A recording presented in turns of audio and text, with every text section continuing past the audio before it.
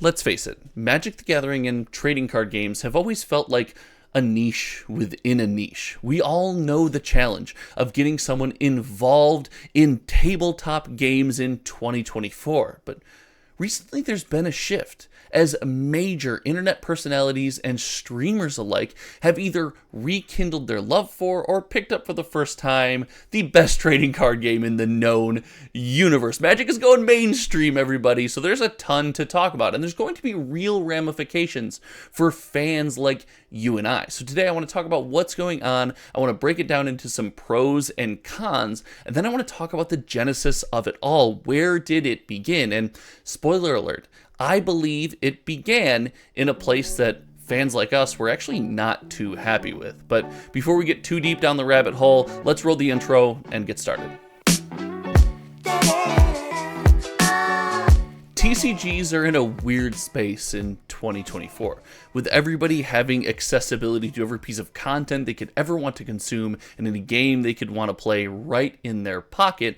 It's a hard sell to get someone to commit to the cardboard lifestyle, and you'll know this if you've ever tried to convince someone out there, a friend who hasn't engaged in tabletop rectangles in the same way that you have, to spend all this money and play your favorite game. It's something that's difficult to do. But recently, there have been millions and millions, if not millions more, brand new eyeballs put onto TCGs, and more specifically, Magic the Gathering, thanks to huge, massive, popular online personalities. And we want to talk about what happened today, like we said in the intro, go over some pros and cons, and dig into the genesis and origin of this. But before we do that, we're racing to 9,000 subscribers ourselves, so make sure you hit the sub button down below. And if you've been here for a while and commented on one of the videos, I appreciate you. Thanks for hanging out.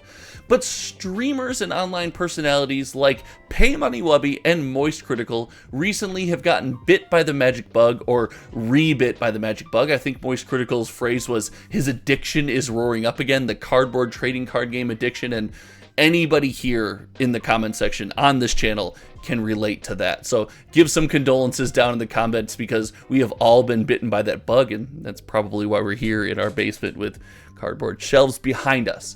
But this massive event has put millions and millions of eyeballs onto our favorite trading card games, and not just for the high value chase crazy alpha booster Black Lotus collectibles. No, we have popular streamers opening up the most recent standard set and bundles from that set as well, products that frankly Magic fans that have been in the ground and pound for a while would not even get involved with in the least bit.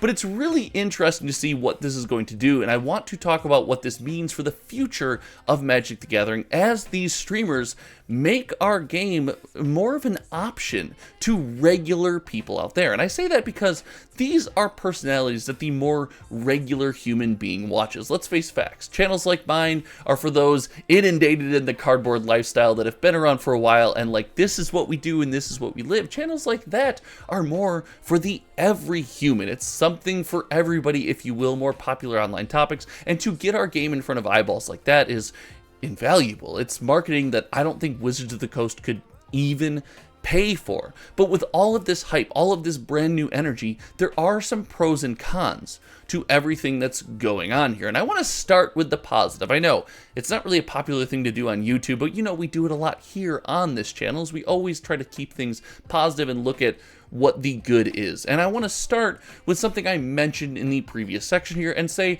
they're not just opening high-end, unattainable, expensive product. They're opening things that are on the shelf of your local game store, and most human beings can go out, spend their hard-earned money, and add to their collection or have this same experience.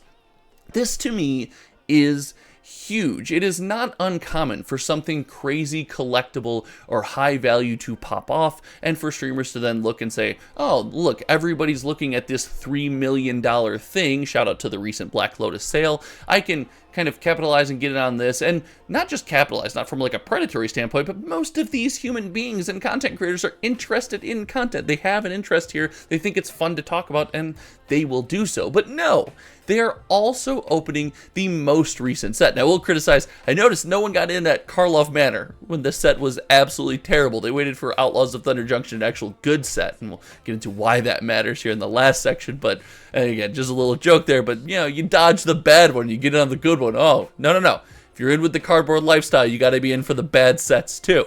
But this is a big deal because, as I mentioned, everybody who's watching them and seeing the joy in these creators' faces has the opportunity to go out and experience the same joy as well. And let's face it, that's the origin of most hobbies. When you see someone else having fun with something, you see someone else really enjoying and caring about something, you are kind of driven to enjoy and care about that thing as well, especially if it's someone that you think of fondly. And let's just realize most people who watch online content creators or engage in any of these streams normally think about these creators fondly. And yes, there may be some hate watchers or anger watchers. I know that probably happens at that scale. It doesn't really happen around here, but it does happen, and I'm not going to consider that to be a large enough population of that group, of that consumer, of that audience to make a difference. So that's a big deal here.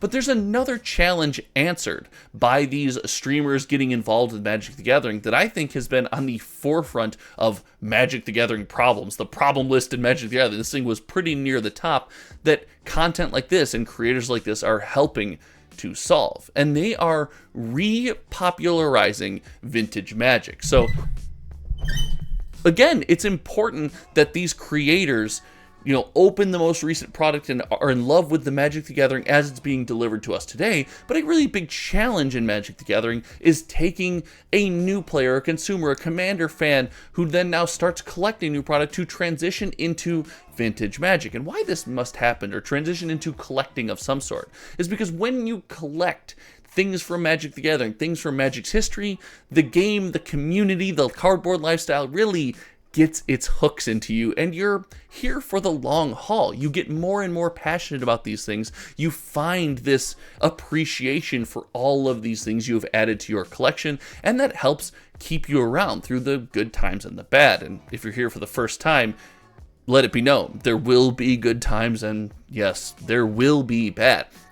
But making somebody care about vintage Magic who just got in at Outlaws of Thunder Junction is a challenge. I have often said that Wizards of the Coast has no path from brand new player to Friday Night Magicer to hardcore gamer to crazy collector to nutso with vintage Magic and sealed boxes on their shelf. And you don't have to go the whole way down the rabbit hole, but it is important to keep advancing on your Magic the Gathering journey, lest you find something else to spark your interest and leave. And yeah, having people around our community growing the game, growing the size of our community is important to fans like you and I. And having these streamers open vintage Magic, show such care, such enthusiasm, such love, is also going to help people who have just gotten into the game, might open some Outlaws, might stick around for the next set, to find some appreciation, some excitement, and have this stretch goal for vintage Magic. And yeah, maybe you never get to a sealed alpha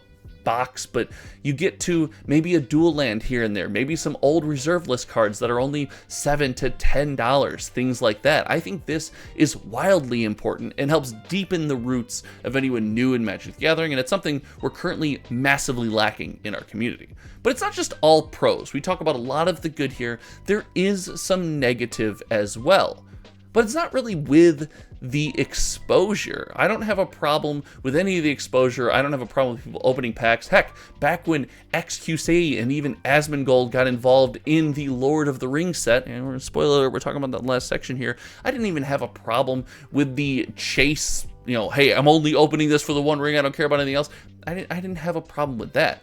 I do have a problem if people are getting involved with Magic again and maybe have, I remember it was this way, because we all know Magic the Gathering has changed drastically. And I think we need to understand that daily content creators, high value personalities, many eyeballs on these channels might not be able to digest and keep up with the rapid release cycle when Magic the Gathering isn't going to release banger after banger after banger. Yes, we're back to the bad set problem, and a bad set in the rapid release cycle does have the opportunity to push some of our content creators and these brand new eyeballs away. They're not used to the, oh, we're going to get some good ones in there. We're not used to the pacing of sets, and they also don't come from a space where there wasn't sets coming out every 10 seconds, and we have kind of learned to only engage with what we feel is important. These new consumers, these new fans, could be very quickly overwhelmed, and that overwhelming feeling is not going to go away when the most popular way to play Magic the Gathering is Commander. Now, spoiler alert, I don't think Commander is very new player friendly. I don't like Commander as a new player experience. I like Commander as a social experience. These new players coming in are going to feel overwhelmed with the number of cards available in Commander and the things that they feel like they have to learn before they can shuffle up and play their new game. And this is not a problem with any of the creators, the mainstream attention Magic's getting, but a problem with the entryway being Commander as a whole. And if you find your way here and you're one of those players and you've watched this long, first of all, big kudos to you for sticking around this long in the video, but second of all, don't feel overwhelmed. Buy some pre-cons, sit down with a set list of cards, play them over and over again with a pod that you enjoy, or better yet, in my opinion, branch out and experience 60 card Magic. I know it can be a bit more challenging to find, but it is the most beautiful and complete way to play the game, in my opinion, and I think it's a wonderful spot for people getting involved, especially something like Standard. You start to get a cadence of the cards around you, get used to what they're doing, and you get to have more fun knowing what's coming. But all of this, the pros and the cons, are going to help grow Magic's brand one way or another. And I do want to talk briefly before we end this video about the genesis and the origin of all of this exposure. And we theorized way back when with Universes Beyond that this idea of different IP Fortnite-ifying Magic the Gathering is just a way to get more eyeballs in on our card game.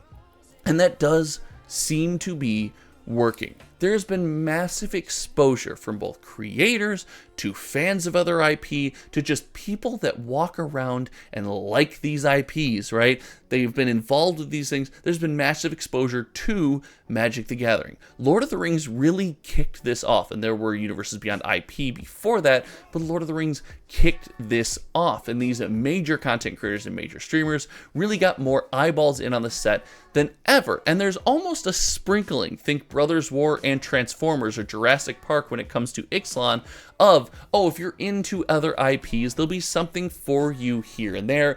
Even in the Magic the Gathering fan service products, the, Magic original IP boxes that you and I love so much. And this Universes Beyond, this overall arcing idea of bringing new IPs into Magic the Gathering, while it feels weird, and it's something that, yes, as a hardcore Magic fan, I would have left at the door. I would have said, no, thank you. It is something that it's working. Let's just face it. It's working, it's popping off, it's doing its job, and I think for that reason, not only is it here to stay, but we see Wizards of the Coast ramp up the Universes Beyond, production, bigger IPs. We know we got Final Fantasy and Marvel coming in the next year. This is going to be extremely hype. But I want to hear from all of you guys, this mainstream attention to our favorite card game, the presumed growth of our community because of it. What do you all think of this situation? Do you think this is a positive, much like I do? You think that a lot of good is going to come from this? Or do you think it's a negative? Do you want Magic to be exposed to people in a different way? Let me know all of your thoughts in the comment section below. I appreciate each and every one of you for hanging out. Again, we're racing to 9K, so make sure you hit that sub button. And if you've never shared a Hometown TCG video before, well, now's your chance. Hit that share button, because when I'm scrolling through a social media feed or forum or Discord channel that I'm in, I really like to see the share, because I'm like, hey, that's my video, and it makes me smile selfishly. So, all right, thank you so much for hanging out. Until next time, you all know me. My name is Josh, and we will see you around. All right, let's do the roll away. Bye.